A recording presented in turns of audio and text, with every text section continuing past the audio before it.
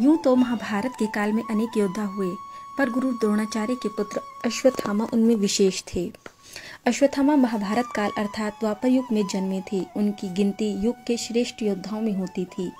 वे गुरु द्रोणाचार्य के पुत्र व कुरुवंश के राजगुरु कृपाचार्य के भांजे थे। जन्म का रहस्य। अश्वत्थामा का जन्म भारद्वाज ऋषि के पुत्र द्रोण के यहाँ हुआ था। उनकी माता का नाम कृपि था। जन्म लेते ही अश्वत्थामा ने उच्च शर्वा अर्थात अश्व के समान घोर शब्दघोष किया। वे सभी दिशाओं व व्योम में गूंज उठा। तब आकाशवाणी हुई कि इस विशिष्ट बालक का नाम अश्वत्थामा होगा। संघर्षपूर्ण जीवन। अश्वत्थामा के जन्म लेते ही द्रोण की आर्थिक स्थिति गिरती चली गई। घर में कुछ भी खाने को नहीं बचा, विपन्नता आ गई। घर में गाय तक न थी। अन्य ऋषि कुमारों को दूध पीते देखकर अश्वत्थामा चावल के आटे का घोल पीकर सभी से झूठ कहते कि मैंने दूध पी लिया है। यह दयनीय स्थिति देख उनके पिता द्रोण स्वयं को धिक्कार उठे। इसके पश्चात वे धर्मयुक्त गाय की खोज के लिए भटके, लेकिन उन्हें कोई भी गाय दान में नहीं मिली।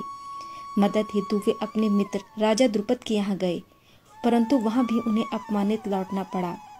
अस्त्र शस्त्र के ज्ञाता पिता की सत्ताहीन व्यक्ति द्वारा अवमानना ने अश्वत्थामा को झंझोर कर रख दिया। संपूर्ण विद्याओं में पारंगत अश्वत्थामा। संघर्षों की आग से निकलकर अश्वत्थामा सोना बने। महान पिता द्रोणाचार्य से उन्होंने धनुर्वेद का ज्ञान प्राप्त किया। अश्वत्थामा के ब्रह्मतेज, वीरता, धैर्य, नीति ज्ञान, शस्त्र ज्ञान के विषय में किसी को कोई संदेह नहीं था। दोनों पक्षों के महारथी उनकी शक्ति से परिचित थे। दुर्योधन के अनुसार उनके जैसा निर्भीक योद्धा कौरव पक्ष में कोई और नहीं था। जब अश्वत्थामा को मिला कल्प के अंत तक भटकने का शाप। अश्वत्थामा के पिता द्रोणाचार्य ने कौरवों और पांडवों दोनों को ही शस्त्र विद्या में पारंगत बनाया था। हस्तिनापुर राज्य के प्रति निष्ठा होने के कारण उन्होंने महाभारत युद्ध में कौरवों का साथ देना उचित समझा।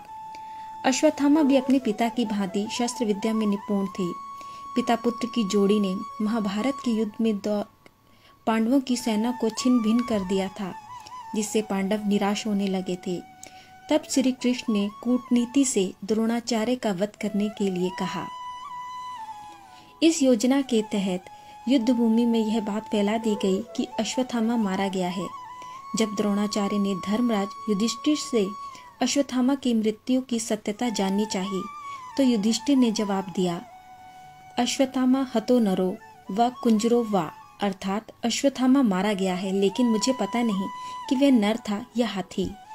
यह सुनकर गुरु द्रोणाचार्य पुत्र मोह में शस्त्र त्याग कर किम कर्तव्य विमूढ़ युद्धभूमि में बैठ गए और इसी अवसर का लाभ उठाकर पांचाल नरेश द्रुपद के पुत्र धृष्टद्युम्न ने उनका वध कर दिया। पिता की मृत्यु ने अश्वत्थामा को विचलित कर दिया। महाभारत युद्ध के पश्चात जब अश्वत्थामा ने पिता की मृत्यु का प्रतिशोध लेने के लिए समूल पांडव वंश के पुत्रों का वध कर दिया और अंत में बचे उत्तरा के गर्भ में पल रहे अभिमन्यु पुत्र परीक्षित को मारने के लिए उन्होंने ब्रह्मास्त्र चलाया, तब भगवान श्री कृष्ण ने परीक्षित की रक्षा कर दंड स्वरूप अश्वत्थामा के माथे पर लगी मणि निकाल ली और उन्हें तेजहीन कर दिया। साथ ही उन्हें युगों युगों तक भटकने का शाप भी दिया। कहा जाता है कि असीरगढ़ के अलावा मध्य प्रदेश के ही जबलपुर शहर के गौरी घाट यानी नर्मदा नदी के किनारे भी अश्वत्थामा भटकते रहते हैं। स्थानीय निवासियों के अनुसार कभी कभी वे अपने मस्तक के घाव से बहते खून को रोकने के लिए हल्दी व तेल की मांग भी करते हैं।